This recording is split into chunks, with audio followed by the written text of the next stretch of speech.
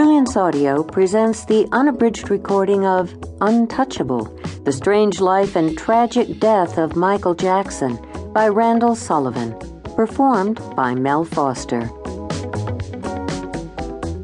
For Elaine Veronica Sullivan. Celebrity is a mask that eats into the face.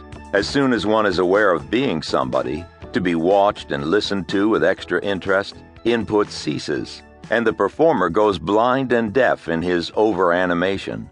One can either see or be seen. From Self-Consciousness by John Updike. Author's Note. The inception of this book was an email sent to me by Will Dana, the managing editor of Rolling Stone magazine, in late June 2009, that read, "Are you ready to drop everything and do the big Michael Jackson piece?"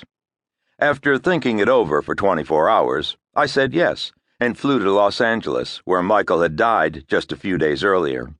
During the next several weeks, and in the course of conversations with editors at Rolling Stone, I realized that most people thought they knew quite a lot about the life Michael Jackson had lived up until the time his criminal trial on charges of child molestation ended with an acquittal in June 2005, but that he seemed in their minds to have disappeared into some sort of twilight zone during the 4 years afterward, at least up until the time of the announcement of his This Is It shows at the O2 Arena in London during March 2009.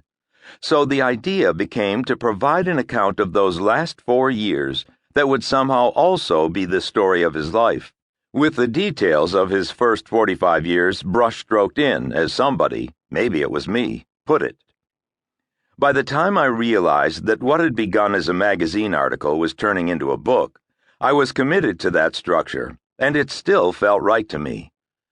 I knew, of course, that I would need more than brushstrokes to tell the story of the first 9/10 of Michael's life in what purported to be a biography, but I still wanted the story of his final 5 years to be the crux of the work.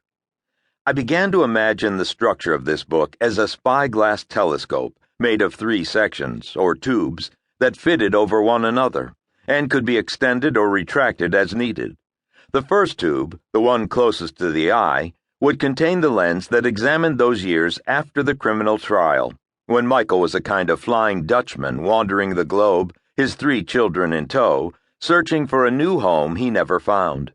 The second tube, a bit further from the eye, would need to be fitted, I thought, with the lens I used to study the circumstances that led to the criminal charges against him, including the Martin Bashir documentary, Living with Michael Jackson, that ran on ABC, the raid on Neverland Ranch, his arrest, and his trial. Then I realized that this second tube would have to reach at least back to 2001, when his 30th anniversary concerts coincided with the 9/11 terrorist attacks.